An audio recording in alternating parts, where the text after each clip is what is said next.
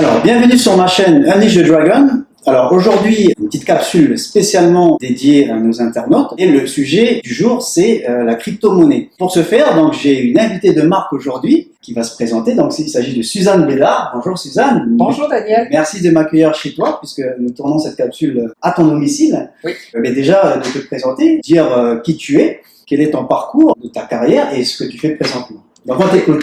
Alors, je suis native tout d'abord de Québec, d'Orsainville, en banlieue nord de la ville de Québec. Et j'ai grandi ici. Je me suis mariée en 81. Et on est parti avec mon conjoint. On a vécu à Montréal et en Ontario pendant plusieurs années. Et à notre retour à Québec en 98, après avoir eu 4 enfants, c'est là que la petite dernière partait pour l'école. Je voulais retourner travailler, mais ayant été hors du marché du travail pendant près de 17 ans, il aurait fallu que je retourne à l'école et j'aime pas l'école. Donc, je me suis partie en affaires avec une compagnie de distribution. J'ai eu un premier contrat avec Transcontinental, territoire de la Côte-de-Beaupré, pour la distribution des Publisac. Et à travers les années aussi, avec mon conjoint, nous avons eu 4 restaurants en même temps que la compagnie de distribution. Je me plais à dire que j'ai créé de l'emploi pour mes propres enfants, mais aussi pour les gens autour de moi, puisqu'à un certain moment, on avait jusqu'à 80 employés là, C'est une belle à gérer au total. On a quitté la restauration en 2014. La compagnie de distribution, c'est tout récent, c'est en 2018. Tout ça, le monde des affaires, l'argent, ayant... Mon conjoint est ingénieur chimiste de formation, il a été aussi conseiller financier. Après les restaurants, 2015, la crypto-monnaie est arrivée dans ma vie, tout à fait par hasard. C'est un ami qui m'a parlé de ça. Et puis, je dois t'avouer qu'au début, là, il me parlait chinois. Je comprenais absolument rien. Moi, c'est un peu le cas pour moi aujourd'hui. Et encore pour beaucoup de personnes. Oui, j'imagine aussi. Ouais. Donc, c'est là que la crypto-monnaie est arrivée dans ma vie et que j'ai commencé à faire des recherches et à m'informer sur le sujet. D'accord. Justement, en parlant de ça, peux-tu nous en dire plus sur ce sujet-là, qui est la crypto-monnaie, pour les gens en tout cas qui ne connaîtraient pas de quoi ça parle? Oui, quand on parle de crypto-monnaie, la première chose qui nous vient à l'idée, c'est le Bitcoin. C'est la plus connue, c'est la première d'ailleurs, qui a pris naissance en 2009. Pendant plusieurs années, on n'en a presque pas entendu parler. Et ça a pris un peu plus d'ampleur, là, justement, en 2016, 2017 surtout, qui a été une année absolument extraordinaire dans le domaine des crypto-monnaies. Et là, je parle des crypto-monnaies parce qu'aujourd'hui, on en retrouve un peu plus de 1400 sur le marché. Oui, alors c'est assez pour se perdre là-dedans. Et tout ce pléthore de crypto-monnaies sont apparus après 2017 justement, ou au fur et à mesure? Au fur et à mesure, en 2015, quand moi je me suis intéressée aux crypto-monnaies, il y en avait autour de 700 à ce moment-là. Donc, juste dans les 4 dernières années, là, ça a il y a eu une explosion. Il y a eu une explosion de différentes crypto-monnaies. Pour dire exactement qu'est-ce que c'est une crypto-monnaie, c'est le Bitcoin. C'est une monnaie virtuelle. Donc, elle n'existe pas. Tangiblement, là, on peut pas y toucher. C'est vraiment dans le cloud. Et ça, je sais que c'est un aspect qui fait peur aux gens en disant, oui, mais je peux pas y toucher, mais aujourd'hui, as-tu vraiment tant d'argent que ça dans tes poches? Et où va l'argent?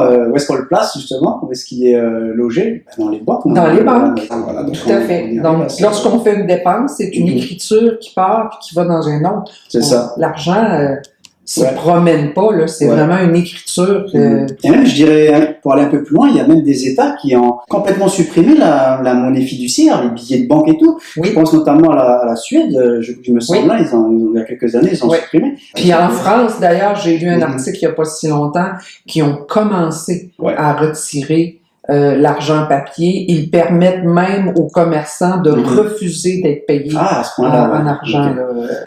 Justement, Suzanne, peux-tu nous dire en quoi c'est intéressant justement dans ces valeurs-là aujourd'hui pour quelqu'un, encore une fois, qui voudrait s'intéresser? Oui, moi je vois ça comme une valeur refuge. Beaucoup de gens voient ça, surtout dans les pays d'Europe, c'est très populaire. En Chine, au Japon, en Europe. En Europe et en Asie aussi. En Asie. Ça commence un peu plus au Canada. Moi, depuis que je m'y intéresse, j'ai vu une expansion. L'avantage de ça, bon, moi j'aime l'aspect décentralisé, que c'est pas contrôlé par l'État ou une banque centrale. Donc c'est vraiment pas comme les banques en fait. L'utilisation que les gens en font qui fait la valeur d'une crypto-monnaie. Donc ça fonctionne avec l'offre et la demande. Ce que je vois aussi, c'est que peu importe où je suis, mon argent a la même valeur. Un bitcoin ici, un bitcoin en Europe, oui, c'est universel. C'est universel. Moi, je vois ça comme une monnaie mondiale. Ouais. Donc ça, c'est un intérêt que j'ai vu aux crypto-monnaies aussi. Là. Très bien. En parlant de ça, j'avais vu un reportage il n'y a pas si longtemps que ça, en France notamment. Il y a maintenant des cafés, des cafés-bars où les gens règlent leur café en crypto-monnaie. Oui, tout à fait. Même, je parlais du Japon tout à l'heure, on peut payer nos impôts avec le bitcoin au Japon. Ça, je savais pas. Tu peux payer ton compte d'électricité. D'accord. Et il y a beaucoup de commerces là-bas. Là. Dans le temps, on parlait, il y a autour de 400 000 commerces là, qui acceptent les crypto-monnaies. Ouais, donc ils sont très en avance dans ces choses-là. C'est l'occasion d'expliquer ici aux spectateurs comment peut-on enlever les craintes qu'on a par rapport aux crypto-monnaies. S'informer. Ouais. C'est certain qu'il n'y a pas de recette magique. C'est ça, c'est exactement, parce que on trouve beaucoup d'informations sur le web aujourd'hui, de tout et de n'importe quoi, et justement le danger, j'ai l'impression, c'est qu'on y va et puis on se fait un peu avoir parce qu'on n'est pas bien guidé quelque part. C'est ça, on connaît pas quelle est la bonne information, donc il faut vraiment prendre le temps, il y a beaucoup de lectures à faire lorsqu'on s'intéresse aux crypto-monnaies. Prenez un bon guide, je pense que ça aide énormément. On parlait d'informations, donc toi tu as concentré quelque part toutes ces informations dans un ouvrage. Oui. Peux-tu nous en parler plus de cet ouvrage-là? La raison de cet ouvrage-là est justement au moment où je cherchais à m'informer sur les crypto-monnaies et tout ce qu'il y avait, c'est sur le web et je me disais, il y a sûrement un autre moyen, un moyen plus rapide. Je peux pas croire qu'il n'y a pas un livre d'écrit quelque part qui va me renseigner beaucoup plus rapidement qu'en fouillant un peu partout. Et j'en ai pas trouvé au Canada. Il y en a en Europe. J'en ai trouvé du côté de la France, mais je pouvais pas les faire venir ici. Donc, j'ai continué à faire les recherches et puis à un moment donné, avec mon conjoint, on s'est dit, tant qu'à faire les recherches, pourquoi on l'écrit pas le livre? Très bonne idée, oui. Donc, de là est né, c'était pas prévu. Ce projet-là, Donc, dans le livre, c'est le fruit des recherches. Très bien. Que j'ai rassemblé et vulgarisé. J'ai fait comme un historique complet de l'argent dans le monde. Je parle de la création. C'est pour ça que ça s'appelle De l'histoire vers l'avenir. Je parle vraiment du moment où on faisait du troc avec les plumes, les coquillages, le blé, les peaux de castor au Canada, jusqu'à l'arrivée des crypto-monnaies, en passant par les bons porteurs et la naissance des premiers argents fiduciaires, l'argent papier. Et là, on arrive ensuite aux crypto-monnaies, où je parle de la monnaie virtuelle, de la technologie qui supporte la crypto-monnaie. Ça, il faut en parler. Du blockchain, parce que présentement, c'est la technologie qui est la plus sécuritaire au monde présentement. Les banques se tournent vers cette technologie-là. Très bien. L'AMF se tourne vers cette technologie. Peux-tu nous rappeler juste ce que c'est que l'AMF pour les gens qui ne connaisseraient pas? L'Autorité des marchés financiers. Voilà, au Canada. C'est ça. Donc, mais la technologie, l'arrivée des crypto-monnaies a fait ressortir cette technologie-là qui est absolument extraordinaire. OK. Ça a développé un potentiel. Hein. Oui. Et dis-moi justement, où est-ce qu'on peut trouver ton ouvrage? Où est-ce qu'on peut se le procurer? Sur Amazon. Disponible sur Amazon.com et Amazon.fr. Ben écoute, je mettrai un lien dans la description de cette vidéo pour que les gens puissent cliquer directement dessus et puissent se le procurer. Mais merci beaucoup. Ben, je t'en prie. Si tu as des conseils à distiller, à donner aux gens qui voudraient investir dans ces valeurs-là, quels que ce seraient ces conseils-là? De bien s'informer. C'est certain qu'il faut lire. Comme je mentionnais, il y en a 1400 crypto-monnaies, mais allez pas lire les 1400, vous finirez pas. Donc, concentrez-vous, je dirais, entre les 20 premières. Pour débuter, c'est en masse. Même, je vous dirais, pour débuter, concentrez-vous sur les 10 premières. Allez lire. Il y a à aller lire, d'aller s'informer qu'est-ce que c'est que cette crypto-monnaie-là, à quoi elle va servir, parce que plusieurs crypto-monnaies ont un projet derrière. Donc, il y a un but différent, hein, j'imagine, par catégorie de crypto-monnaies. C'est ça que les gens, faut qu'ils comprennent bien. Et tout ça, c'est détaillé, bien sûr, dans ton ouvrage. J'en ai détaillé quelques-unes. où on peut trouver les bonnes informations là, sur les crypto-monnaies. Il y a entre autres le coinmarketcap.com qui est un des plus beaux sites à aller vérifier. Là, t'as toute la liste et tu as accès à chaque livre blanc des crypto-monnaies pour aller lire qu'est-ce que c'est. C'est sûr que c'est pour ouvrir des comptes, des plateformes, tout ça, sur des plateformes d'échange. Renseignez-vous aussi auprès de gens qui sont passés un peu avant. Ben c'est ça, voilà. Parce que c'est bien beau la théorie, un ouvrage et tout, mais toi-même, as-tu fait des placements dans ces crypto-monnaies-là, par exemple? Bien sûr. Bon, ben voilà. C'est certain que je possède quelques crypto-monnaies. Je fais même du trading qu'on appelle, donc du courtage en français. Donc j'aime bien m'amuser avec ça. À partir du Bitcoin, on peut aller acheter de l'Ether, du Ripple, du Dash. Il y a tout un éventail. C'est ça. Et c'est d'apprendre à lire les courbes. J'ai une autre question, Suzanne, puisque je pense que ça intéresse aussi les gens. S'ils investissent dans la crypto-monnaie, est-ce que ça peut rapporter gros?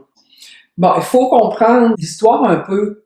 On parle juste du Bitcoin qui, à sa fondation, en 2009, valait 0,01 sou. Donc, en 2009, si j'avais acheté pour 100 $ de Bitcoin, j'aurais possédé 100 000 Bitcoins. Aujourd'hui, il est autour de 5 000 $. L'unité. Donc, est-ce qu'on peut devenir riche? Ceux qui ont investi à partir du début, oui, même un peu plus tard. Quand on entend parler des millionnaires du Bitcoin, c'est ceux qui étaient là dès le début. Dès le départ, c'est ça. En 2016, il était autour de 500 $. Donc, encore là, t'as acheté un Bitcoin à 500, il vaut 5000 aujourd'hui. C'est sûr qu'en 2017, ce qui a été très explosif dans les médias, c'est qu'il y a eu une croissance du Bitcoin absolument faramineuse, phénoménale, qui est parti de janvier 2017, sa valeur était à 1000 $ et à la fin 2017, en décembre, il était à 25 000 $. Donc, tu as acheté un Bitcoin à 1000, à la fin de l'année, il valait 25 000. Oui, ça valait la peine. Oui, à l'espace d'une année. Maintenant, début 2018, ça a chuté autour de 8 000 et après, ça a continué. Là, ça s'est stabilisé. Je dirais que l'année 2018 a été une année de stabilisation pour les crypto-monnaies. Donc, il y avait quand même moyen de faire un peu d'argent. Mais comme dans tous les investissements, il y a des risques. Il y a des risques, c'est certain. Parce que, comme tu disais, c'est un peu l'offre et la demande aussi. Puis j'ai l'impression que c'est aussi une question de confiance aussi des personnes. Mais il faut comprendre, c'est ça que les crypto-monnaies, c'est très volatile. Ça peut vraiment... Il y a des choses, moi, que j'ai faites, là, qu'à un moment donné, je faisais du 10% de profit dans ma journée. Dans la journée, j'ai eu une journée où le plus que j'ai fait, ça a été 56% de profit dans une journée. Est-ce qu'on le fait encore aujourd'hui? Ça dépend des crypto-monnaies. C'est ça. Donc, c'est là qu'il faut aller regarder, étudier. Il faut aussi avoir une bonne tolérance au risque. Et oui, comme tout investisseur, c'est ça. Oui. Et ce que je dis aux gens tout le temps, c'est investissez un montant que vous n'avez pas besoin. Oui, tout à fait. C'est le conseil aussi que moi je donne. Comme ça, si vous perdez, ça fait moins mal, je dirais. C'est ça. Donc, vous allez être capable quand même de payer votre loyer le mois prochain. Sécuriser quand même une base et puis le reste, Après, et aussi, quand on décide d'investir là-dedans, il faut choisir. Est-ce que c'est du court terme, du moyen terme, du long terme? Ah oui, il y a cette notion. C'est ça, il y a certaines cryptos. Et justement, Suzanne, tu disais tantôt l'importance de se former auprès de personnes compétentes déjà et justement qui ont fait leurs preuves. Peux-tu nous parler de cet aspect-là? Est-ce que toi-même tu proposes ce type de prestations? Oui, je propose ces services-là, évidemment, parce que suite à l'écriture du livre, j'avais énormément de questions, des demandes, comment je fais, et c'est sûr que ça me fait toujours plaisir de renseigner les gens. Mais lorsque ça se fait trop fréquemment, à un moment donné, je me suis dit, la demande est là. Alors, j'ai sauté sur l'opportunité de monter 2 formations. Donc, il y en a une qui est l'introduction à la crypto-monnaie, ce qu'on retrouve à peu près dans le livre. Donc, cette formation-là est pour ceux qui n'aiment pas lire. Et une deuxième formation qui, moi, je l'ai appelée « J'achète ma première crypto-monnaie ». Donc là, j'accompagne les gens dans le processus d'achat des premières crypto-monnaies. Donc, l'ouverture, justement, d'un portefeuille virtuel, d'un compte sur une plateforme d'échange et par où on passe. comment on fait, quels sont les endroits sécuritaires pour acheter, pour pas se faire avoir, et quelle est la sécurité à mettre autour de ces comptes-là. Très important, ouais. Je suis très curieux, en tout cas, de me lancer là-dedans. Donc, je pense que je vais faire moi-même, à titre personnel, appel à tes services, si tu veux bien. Oui, ça me fait plaisir. Et puis, écoute, s'il y a des téléspectateurs qui veulent aussi se lancer, Suzanne propose des formations, en tout cas ici. Et même à distance aussi. Oui, même à distance, ça peut se faire sur le web, via une plateforme. Oui, voilà, en visio. Voilà, et bientôt, mon site web est en construction. Les formations seront disponibles en ligne aussi sur le site web. Je mettrai les liens de toutes ces bonnes choses, on va dire. Parfait. Bien, Suzanne, on arrive au terme de cette entrevue. As-tu un dernier mot pour conclure ou pour nos spectateurs? Sur le sujet, il n'y a pas de recette magique. Informez-vous. C'est vraiment là. Prenez le temps de vous informer, de lire et de consulter des gens qui sont passés avant vous. Voilà, parce qu'on les a faites, les erreurs. C'est ça. En fait, on gagne du temps en passant par là. C'est sûr que... Tout à fait. Bon. Tout à fait. Écoute, c'est parfait. Merci de m'avoir reçu aujourd'hui chez toi. Ça me fait plaisir, Daniel. Merci à toi. Je t'en prie. Et puis, je vous dis à tantôt dans une prochaine capsule.